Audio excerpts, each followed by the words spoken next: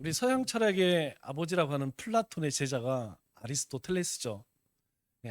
아리스토텔레스의 제자가 그 유명한 소크라테스입니다. 소크라테스는 잘 몰라도 너 자신은 알라 이 말은 다 아시죠? 이 아리스토텔레스는 굉장히 여러 가지 중요한 철학의 이론들을 세웠지만 그 중에 가장 중요한 게 행복론이에요. 이 사람 이야기는 행복은 쾌락이 아니라 의미 있는 삶에 따르는 부산물이다. 그러니까 내가 오늘 하루를 살아갈 때 어떤 일들, 그 일들을 통하여서 얻어지는 게 행복이다. 그러니까 나쁜 일을 하면, 악한 일을 하면 행복할 수가 없겠죠. 그러나 우리가 어떤 의미 있는 일들을 행할 때에 어떤 사람을 돕는다든가 누구를 위해 베풀고 나눈다든가 내가 좀 희생을 했다든가 그러면 우리 가운데 찾아오는 그런 부산물이 행복이다. 이런 이야기를 했습니다. 그런데 어떤 사람이 대단한 사람이죠. 대단한 철학가이기 때문에 이 사람이 찾아가서 이제 물어요. 우리 선생님의 인생 가운데에서 가장 힘든 일이 어떤 일입니까? 이제까지 사시면서 삶 속에서 가장 어려웠던 일이 무엇입니까? 이렇게 물으니까 이 아리스토텔레스가 그런 이야기를 해요. 내가 이제까지 살면서 가장 힘든 것은 내 자신을 아는 것이었다. 그렇게 이야기해요. 제가 이 이야기를 들으면서 가만히 생각해 보니까 정말 그런 것 같아요. 정말 내 자신을 가장 잘 알지 못하는 것이 내 자신 같습니다. 또 묻습니다. 그렇다면 선생님, 가장 쉬운 일은 무엇이었습니까? 그랬더니 이 아리스토텔레스가 가장 쉬웠던 일은 다른 사람을 비난하고 정죄하는 일이었다. 이렇게 이야기하는 거예요. 제가 가만히 생각해 보니까 이 일도 그런 것 같아요. 우리가 누군가 어떤 얘기를 하든가 어떤 사람이 어떤 일을 할 때에 참 잘했다 이게 아니고 항상 우리의 마음 가운데는 왠지 나보다 조금 더 나은 사람이 있다, 괜찮은 사람이 있다, 뭔가 잘하는 사람이 있다. 그러면 그 좋은 것을 보려고 한 것이 아니고 먼저 깔색부터 해. 저 사람이 뭔가 부족한 것이 있겠지. 그리고 그 하나를 잡아갖고 이만큼 부풀려 갖고 막 비난을 하고 저래서 안 돼, 이래서 안 돼, 그렇게 정죄했던 것 같아요. 이 아리스토텔레스뿐만 아니라 우리의 삶도 그런 것 같습니다. 가장 쉬운 일이 다른 사람들의 그 약점을 캐내고 비난하고 그리고 정죄하는 것 참 쉽습니다. 어렵지 않아요. 그런데 그런 내 자신을 돌아보고 살피는 것 이거만큼 또 어려운 게 없는 것 같아요. 왜냐? 세상에서 내 생각이 가장 옳은 것 같아. 내 판단이 가장 중요한 것 같아. 이러한 것을 내려놓는 것이 참 쉽지가 않다는 것이죠. 우리나라 교육을 보면 참 재미있는 일들이 일어나요. 우리 교육부와 그리고 학생들 사이에 끊임없이 싸웁니다. 어떤 싸움이냐면 교육부는 어떻게 해서든지 학생들이 공부를 하지 못하도록 하고 학생들은 어떻게 해서든지 공부를 하려고 해요. 왜냐하면 이 교육부에서 학생들이 열심히 공부하고 있는 특목고 있죠? 무슨 하여튼 좋은 그런 똑똑한 애들이 가는 학교들이 있어요. 없애야 된다는 거지. 애들이 너무 열심히 공부를 해. 그러니까 공부를 못하도록 이런 특수 목적을 가진 고등학교는 다 없애야 된다. 그런데 아이들은 어때요? 아이들은 그런 공부를 못하게 하면 그런 학교를 없애면 공부를 안 할까요? 야, 교육부에서 공부하지 말란다. 그냥 특목고를 다 없앤다. 외고 다 없앤다. 그러니까 우리는 이제 공부하지 말자. 천만의 말씀입니다. 아무리 그렇게 공부를 하지 못한다 하게 한다 할지라도 애들은 공부해야 할 애들은 열심히 해요. 왜냐? 엄마 아빠 가만두지 않거든. 엄마 아빠가 눈을 부라리고 막 그냥 좋은 학교 보내기 위해서 아무리 교육부에서 공부를 못하게 해도 공부시킵니다. 그래서 이 뛰는 교육부 위에 뭐가 있어요? 나르는 학생들이 있다. 이와 같이 아무리 말려도 일하시는 분이 계십니다. 제발 하지 마세요, 하지 마세요 해도 끊임없이 우리를 위해서 일하시는 분이 있어요. 누굴까요? 바로 하나님이십니다. 하나님은요, 우리의 삶 속에서 쉬지 않고 오늘 지금 이 순간에도 우리의 인생 속에서 우리의 심령 가운데 일하고 계시다는 거예요. 나오미의 인생이요, 참 불쌍합니다. 모압으로 잘 살아보겠다고 떠났지만 다 잃어버렸어요. 그런데 하나님께서 일하시는 거예요. 어디에서? 베들레헴에서 일하십니다. 하나님께서 그 백성을 기억하셔서 베들레헴 땅에 다시 풍년을 주세요. 풍년을 주십니다. 그 소리를 듣고 나오미가 돌아오게 하세요. 그런데 남편도 죽고 두 아들도 죽고 뭐 아무것도 가진 게 없잖아요. 그래서 하나님은 그에게 누구를 붙여주세요? 바로 룻이라고 하는 며느리를 딸려서 보내주세요. 그런데 하나님께서는요, 그런 이 룻을 귀히 여기고 그에게 보아스를 만나게 합니다. 그 보아스를 만나는 장면도 극적인 거예요. 왜냐하면 이 이방년이 어디 가서 이삭을 주겠습니까? 그냥 애따 모르겠다. 그런데 마침 그 이삭을 줍는 땅의 주인 이 보아스는 참 사람이 좋은 사람이에요. 다른 사람들은 다 모압 여인이라고 거리를 두고 비웃고 그리고 관심을 두지 않는데 이 보아스는 그렇게 하잖아요. 차별 두지 않고 오히려 물을 주고 음식을 주고 그리고 이 불쌍한 여인을 위해서 이삭을 더 떨고 나라. 그래서 많이 죽게 해라. 그렇게 은혜를 베풉니다. 그런데요, 나중에 알고 보니까 이 보아스가 시어머니가 이야기하는 거예요. 이 보아스는 그냥 부자가 아니란다. 그냥 친절한 사람이 아니고 바로 조금 거리는 있지만 기업 물을 수 있는 너의 대를 이을 수 있는 그런 사람이라는 거예요. 그리고 나서 이 시어머니가 뭘 요구하냐면 그 보아스와 동침을 해라. 그렇게 이야기를 합니다. 그런데요, 여러분 이 이야기 얼마나 황당합니까? 참 황당무계한 그런 일들이지만 이 속에서는요, 이 시어머니가 자신을 따라온 이 룻을 얼마나 사랑하는지, 그리고 룻은 그 어머니를 위해서 자신의 모든 것을 헌신하는 아름다운 사랑들이 있어요. 사랑의 모습이 있다는 것이죠. 하나님은 그걸 귀히 여기셔요. 하나님께서는 그 삶 속에 그 착함을 보시고 일하시는 거예요.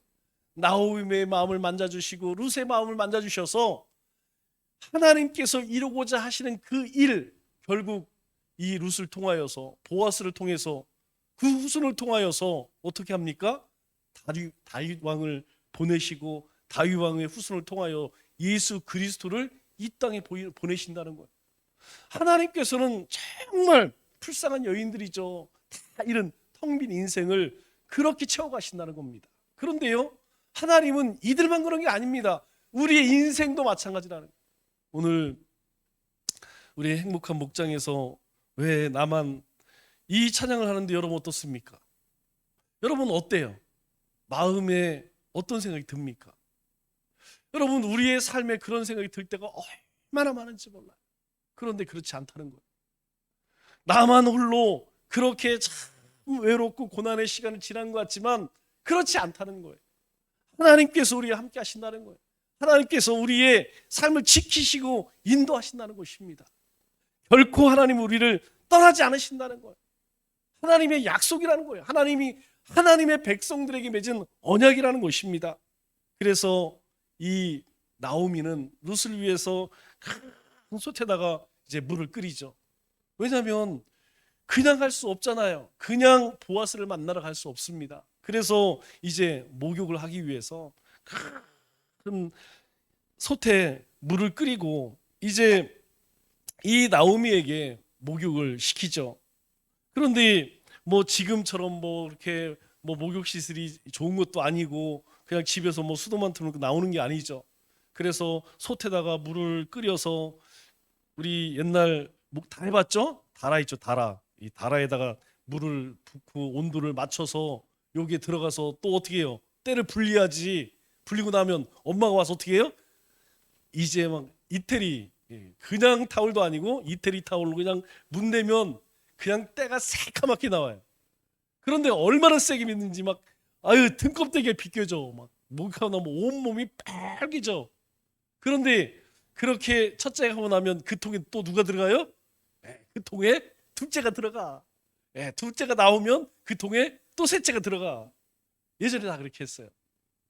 그렇게 시어머니가 준비해 놓은 그 다라 속에 들어가서 이제 목욕을 하게 됩니다.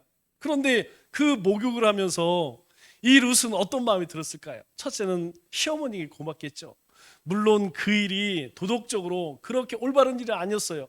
그러나 시어머니가 자신을 위해서 그렇게 준비하고 그렇게 하시는 것을 보니까 이 룻의 마음은 시어머니가 너무 고마운 것이죠. 고맙게 그지없는 것이죠. 또 한 가지는 뭐겠어요? 또 한 가지는 두렵고 떨리는 마음이 있겠죠. 이제 목욕 제기를 하고 나면 보아스에 가야 되는데, 야, 이 보아스 앞에 가서 도대체 이거 어떻게 해야 되느냐? 여러분 한번 생각을 해보세요. 이게 뭐 그렇게 쉬운 일이 아니잖아요. 그냥 시어머니가 말씀하시니까 순종하여서 기업 물을 자라고 대를 이을 자라고 하니까 하기는 하는데, 한편으로 어머니가 고맙기도 하고 한편으로는 두렵고 무섭기도 하고. 그런데 어떻게 하는 것이 옳은 것인지 잘 모르겠지만 일단 시어머니가 그렇게 하라고 하니까 어떻게 하겠어요? 이 착한 며느리 룻은 시어머니가 시키는 대로 그렇게 합니다. 그런데 목욕을 하고 나오니까 어떻게 해요? 이 시어머니가 준비한 비싼 향유, 그 기름을 온몸에 바르는 거예요. 이 베들레헴의 땅에 온 룻이 한 일이 무엇입니까? 여러분, 청산 과부가 되었어요. 결혼한 지 얼마 되지 않아서 남편이 죽어버렸습니다. 그런 아직 젊은 여자가 매일 들판에 나가서 이제 곧 추수가 끝나면 뭐가 옵니까? 겨울이 오잖아요. 그걸 준비하기 위해서 이제 들판에 나가 이삭을 줍고 그 떼약볕에서, 궁금하시면 나중에 성지순례 한번 가보세요. 그냥 우리나라 그냥 한여름 날씨예요. 그런데 뭐 이렇게 쉴 수 있는 그늘이 없습니다.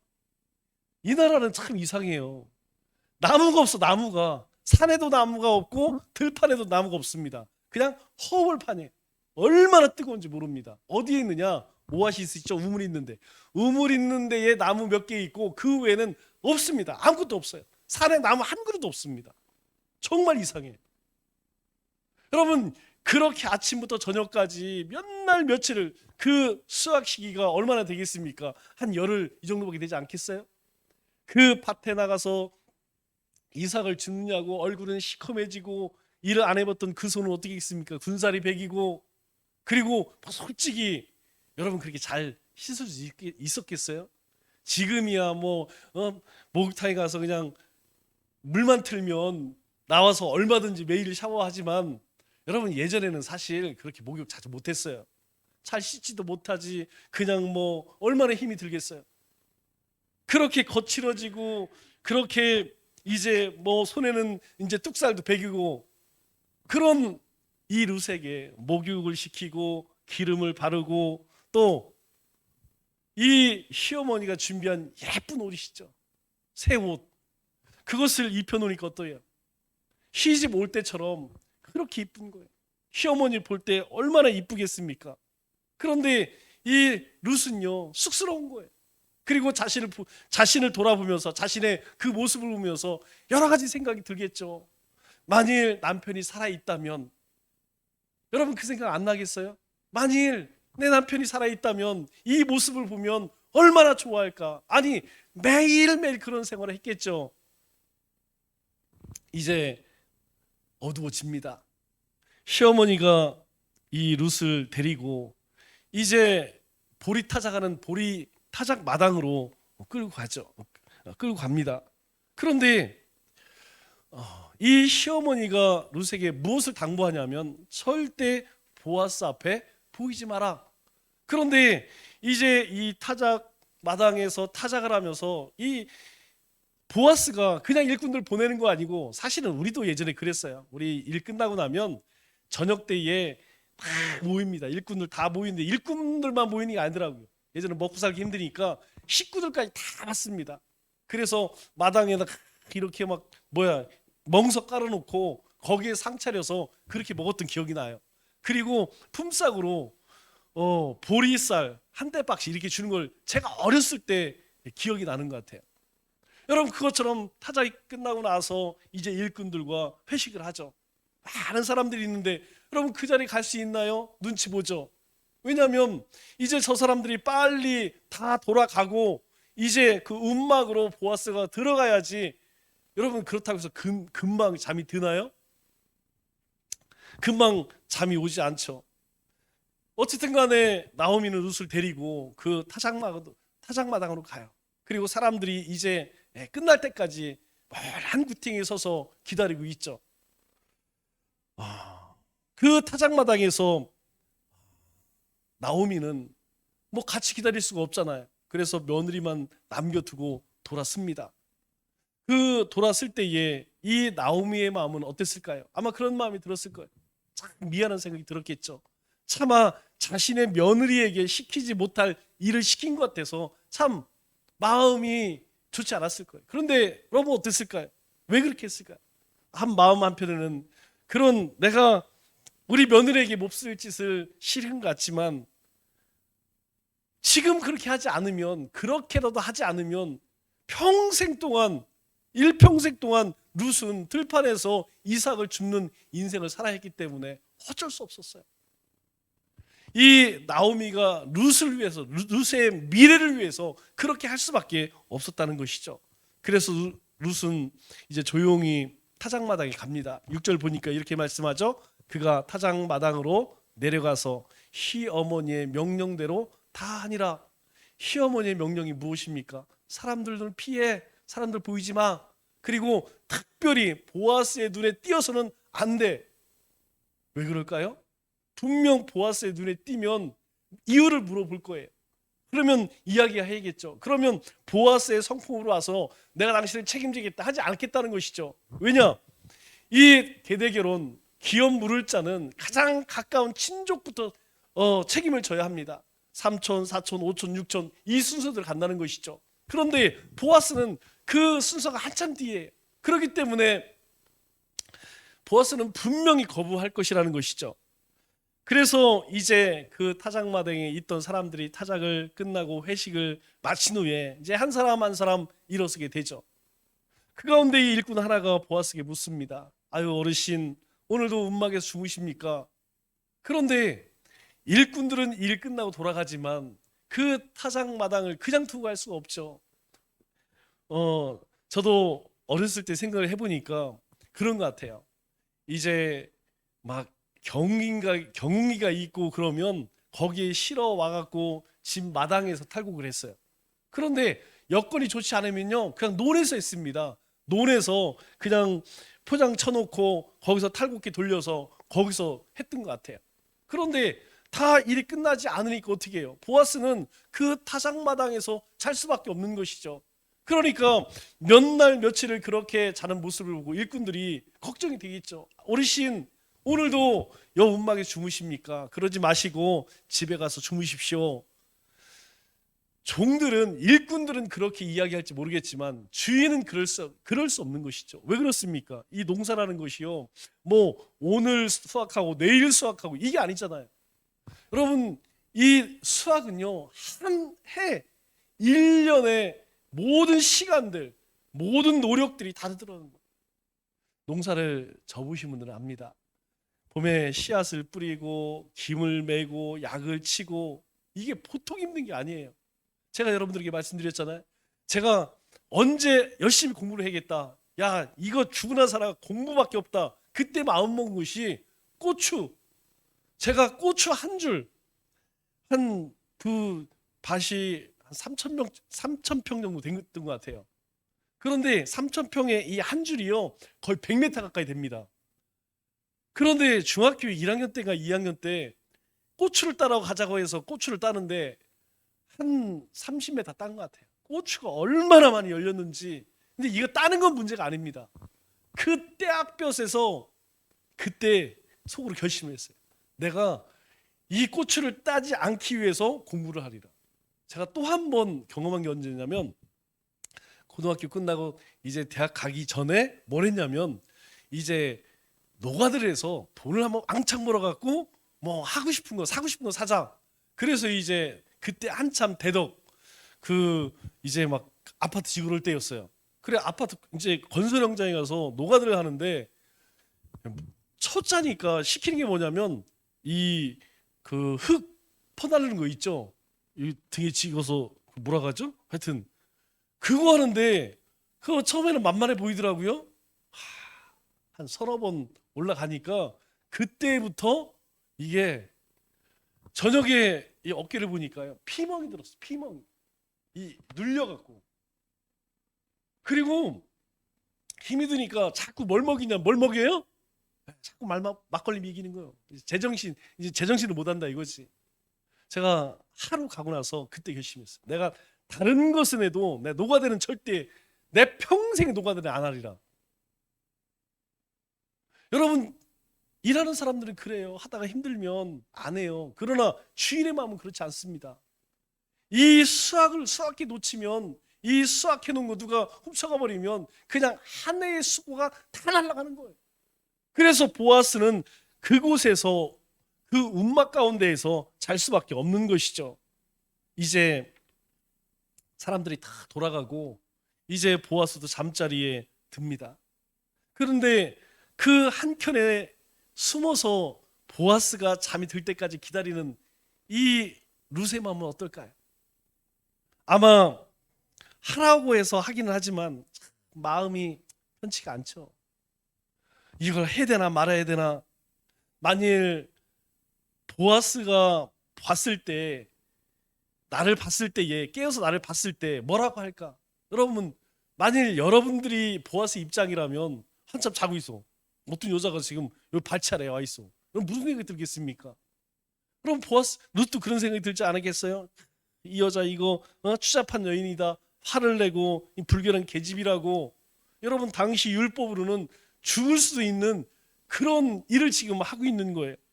어쨌든 간에 그 기다리는 시간에 오만 가지 생각이 다 들었겠죠. 시간이 이제 점점 깊어지면서 진짜 용기를 내야 할 때가 왔습니다. 왜냐하면 이제 움막에 들어간 보아스가 이제 잠이 들기 시작하는 거예요. 그래서 시어머니가 알려준 대로 움막 속에 이제 들어가게 되죠. 그리고 이불을 들추고 이제 천천히 보아스 옆으로 눕게 됩니다. 여러분 그때 어떨까요? 가슴이 콩닥콩닥콩닥 숨을 쉴 수가 없죠. 여러분 요거 도둑질 해본 사람 알아요. 저는 어렸을 때 이제 어렸을 때 많이나 하나요? 많이 제가 제 어머니가 동전을 모아둔 데가 어디냐면 찬장 부엌에 찬장 그릇에다가 동전을 항상 모아놨어요. 근데 어떻게 알게 됐어? 그런데 이제 이거 100원 가지고 라면 땅을 사 먹어야겠는데 돈이 없어. 달라 하면 또 혼날 것 같고. 그래서 찬장 문을 열고 100원짜리 하나 꺼내는데 여러분 이게 막 콩닥콩닥콩닥. 그런데 처음에나 그렇지 다음에 할 때는 그렇지도 않더라고. 여러분 한번 생각을 해보세요. 이 잠이 든 보아스의 이불 속으로 들어가는 이 룻의 마음은 그냥 심장이 멈추는 거죠. 7절 말씀 볼까요? 보아스가 먹고 마시고 마음이 즐거워가서 곡식단 더미의 끝에 눕는지라 룻이 가만히 가서 그의 발치 이불을 들고 거기 누웠더라. 이불 속에 이제 발치 속에 이제 이렇게 들어가기는 했지만 여러분 룻이 잠이 올까요? 아니 보아스는 잘 모르니까 피 고단하니까 잠이 들었겠지만 이 룻은 정신이 말똥말똥. 여러분 그리고요 얼마나 긴장했는지 자기 숨소리 자기 심장 소리가 여러분 지금 들리는 사람은 정상이 아닙니다. 그런데요 이 긴장이 되고 이러니까 막 자기 콩닥콩닥 심장 소리가 들려요. 자기 침 넘어가는 소리가 그냥 큰 소리로 들린다니까요. 그런데 아무래도 움막이 자니까 또 이 중동 날씨가요 저녁이 되면 굉장히 춥습니다. 그냥 입이 그냥 다다다다 우리 겨울에 밖에 나가면 입이 달달달 떨리는 것처럼 그렇게 추워요. 굉장히 춥습니다. 우리 온도로 따지면 한 12도 13도 요 정도밖에 되지 않는데 지금 정도 날씨죠. 밖에 나가면 우리는 참 좋죠. 한 15도 요 안팎으로 되면 참 좋은데 낮에 35도 40도에서 밤에 15도는요 얼어 죽습니다. 얼마나 추운지 몰라요. 그래서 이 움막 속에서 자는 보아스가 여러분 어떻게 합니까? 추우면 이불을 떨떨떨 말죠. 제가 집에서 겨울에 이게 자다 보면 박 여사가 어디 갔나 없어. 예. 그 왜 없나 이렇게 보니까 제가 이불을 어떻게 해요? 예, 똘똘똘 말고 있어. 그래서 예, 깨우지는 못하고 끌어온 깨니까 나가서 자더라고요. 여러분 추위 때문에 이 보아스가 이불을 땡겨 그러니까 어때요? 이 그렇지 않아도 숨죽이고 있던 룻이 이 기겁을 하는 거죠. 그런데 우연찮게 이게 살이 탁 다는 거예요. 잠기가 바른 사람들은요, 누가 이렇게 근처에 오면 누가 왔다 갔다 하면 금방 깹니다. 젊을 때는 그래요. 그런데 고단하고 피곤하고 그러면요, 모릅니다. 그런데 옆에 누가 살이 딱 다니까 얼마나 보아스가 놀랬겠어요. 보아스가 벌떡 일어나는 것이죠. 그런데 가만히 보니까 뭐 시커먼 게 있는 거예요. 그런데 그 시커먼 거에 뭔 냄새가 나요? 분 냄새가 나. 나오미가 사온 기름을 발랐기 때문에 그 좋은 냄새, 향기로운 냄새가 나는 거예요. 8절 말씀 볼까요? 밤중에 그가 놀라 몸을 들이켜 본즉 한 여인이 자기 발치에 누워 있는지라. 깜짝 놀라서 보니까 누가 어떤 여자가 있는 거예요. 그래서 보아스가 벌떡 일어나서 소리질러 누구야? 그 이야기를 들은 이 룻의 마음은 어떨까요? 여러분 그 보아스가 움막에서 잘 때에 올 수 있는 사람은 누구밖에 없습니까? 밤손님밖에 없어요. 그러니까 소리를 크게 누구야 하고 지르면서 얼마나 화를 냈겠습니까? 아마 이 룻은 한 번도 보아스의 그런 모습을 보지 못했을 거예요. 그런데 룻은 뭐라고 대답해야 할까요? 룻은 그 순간에 뭐 온갖 생각이 다 머릿속에 온갖 생각이 들겠죠. 그리고 이제 누구라고 물을 때에 머릿속이 하얘지는 거예요. 왜?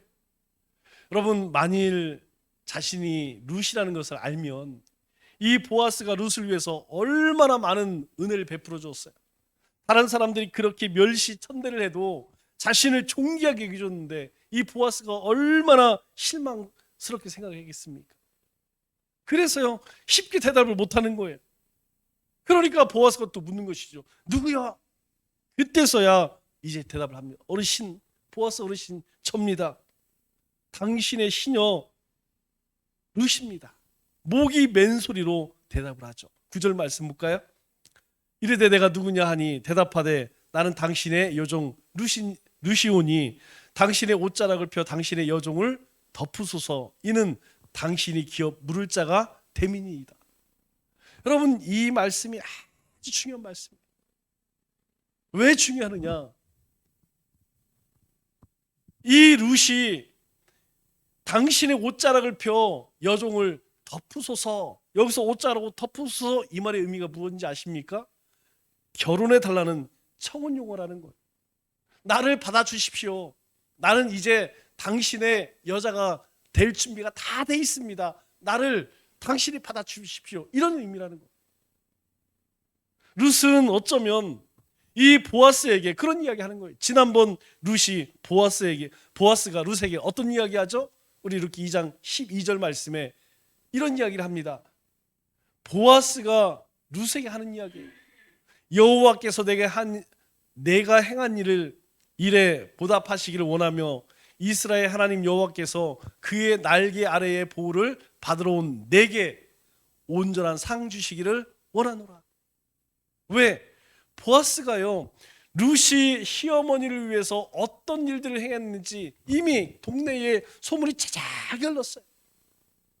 그런데 사람들은 그가 과부의 이방 여인이라는 이유로 멸시합니다. 천대시 여겨요. 그런데 그 소문을 들은 이 보아스가요 처음 만난 룻에게 어떻게 이야기하냐면 여호와께서 내가 행한 일에 보답하시기를 원하며, 그래 사람들은 네가 이방 여인이라고 너를 무시하지만 하나님은 내가 행한 대로 그렇게 보답하시기를 원한다. 그리고 하나님께서 온전한 상 주시기를 내가 원한다. 이렇게 이야기하는 거예요. 다른 사람은 몰라도 하나님께서 내가 행한 그것을 귀히 여기고 하나님께서 갚아주시기를 원한다, 그렇게 이야기합니다. 아마 룻이 보아스를 찾아간, 그렇게 시어머니의 말에 순종하기도 하지만 보아스에게 이렇게 담대하게 나갈 수 있었던 것은 바로 보아스가 룻에게 이러한 축복을 했기 때문이라는 것이죠. 이 의미가 무엇입니까? 그 일, 그렇게 행한 일에 보답하기를, 온전한 상 주기를 원한다고 하면 당신이 직접 나에게 그런 은혜를 베풀어 달라는 것이죠. 당신이 당신의 옷장으로 나를 덮어달라는 것이죠. 말로만 하는 것이 아니고 당신이 나에게 그러한 은혜를 베풀어 주셔서 내가 은혜를 입을 수 있도록 당신의 옷장으로 나를 덮어주십시오, 그렇게 요구하는 거예요. 그런데요, 예수님께서 그렇게 하셨다는 거예요. 하나님께서 원하시는 대로 우리에게 진정한 축복, 영원한 생명을 주시기 위해서 어린 양처럼 예수님께서 우리를 위해 피를 흘리셨다는 것입니다. 말로만 하는 것이 아니고 직접 이 땅에 사람으로 오셔서 우리를 위해서 살을 찢으시고 피를 흘리셨다는 거예요. 그래서 우리로 하여금 그 보혈의 피로 우리의 죄악을 씻어주었다는 것입니다. 오늘 우리가 어떻게 하나님 앞에 나갈 수 있죠? 우리가 어떻게 영원한 생명을 얻었습니까? 어떻게 하나님 나라를 소망하게 되었나요? 그것은 바로 우리 가운데 찾아오셔서 우리를 위해서 피 흘리신 그 십자가의 대속의 은혜였다는 것이죠. 말씀을 맺겠습니다. 주님은 절대 받을 수 없는 우리에게 구원의 은혜를 덮어주셨습니다. 우리는 하나님을 찾거나 구하지도 않았습니다. 하지만 그저 우리를 긍휼히 여기시고 구원의 은혜를 베푸셨습니다. 그래서 그것이 너무나 고맙고 감사해서 한없이 기쁘고 감격스럽죠. 남은 3일도 주님의 구원으로 인해 기뻐하고 즐거워하며 그 이름을 송축하며 예배하는 우리 믿음의 권속들 다 되시기를 주님의 이름으로 축원합니다.